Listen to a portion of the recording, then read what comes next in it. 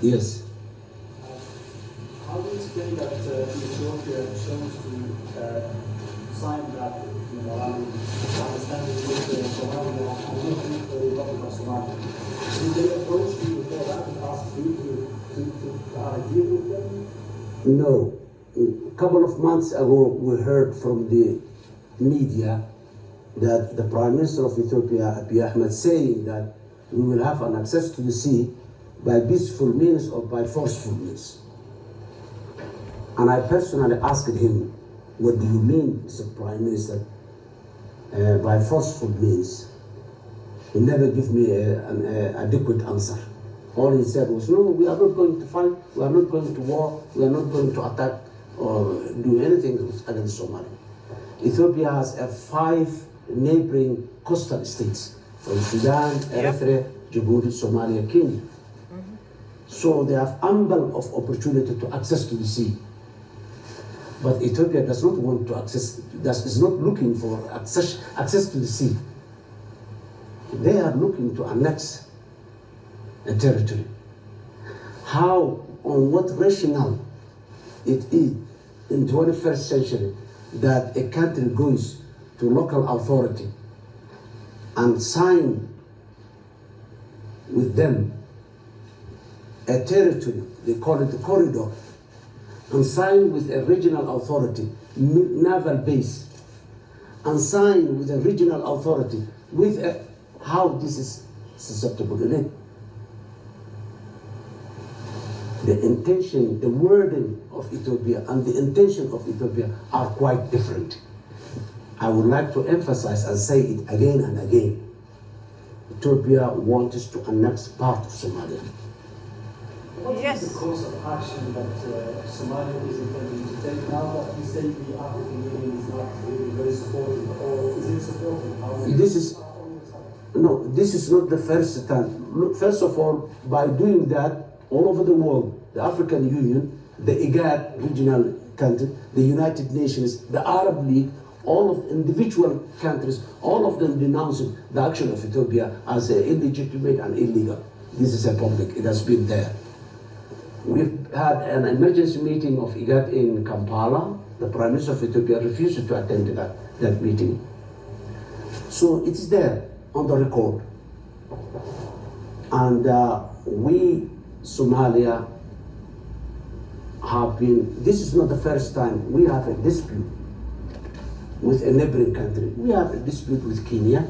We negotiated when we were unable to understand the best civilized manner that the modern states today was to go to the International Court of Justice. We went there, and the International Court of Justice made a verdict on our conflict, and we agreed, and it's done. We never fight. Ethiopia has never signed it, Kenya has never signed an agreement with local administration in Somalia, never tried to infringe the sovereignty and the territorial integrity of Somalia. They claim that this is our territory and this is our territory, so borderline. This is not borderline. Going through Ethiopia, going through Somalia, hundreds of kilometers and reaching the sea, and from the sea all the way to Ethiopia. Finally, are you open to negotiations? And is there any effort being deployed here during this summit to create a kind of a meeting? No, nothing tangible is there other than the words that Prime Minister Abiy said. As of now, I'm speaking to you, there are senior military officers in Somaliland preparing the ground for Ethiopia to go in.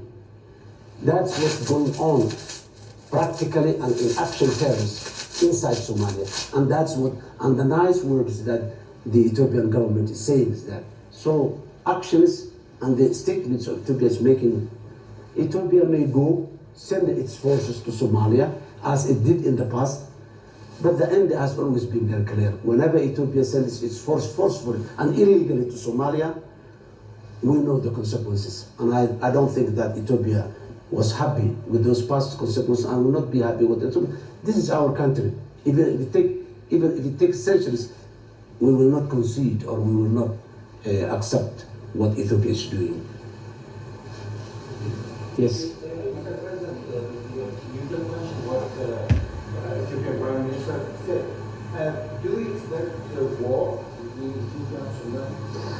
No, Somalia has only and only one war, and that war is against Al-Shabaab. Ethiopia, by signing this MOU, it has become an opportunity for Al-Shabaab. Al-Shabaab was in a position where the Somali community was not allowing to recruit new forces. Now, with this, Al-Shabaab has got a platform and a claim that they are going to defend Somalia, they are going to defend the territory of Somalia, and my government, they are blaming that this government cannot defend the territory.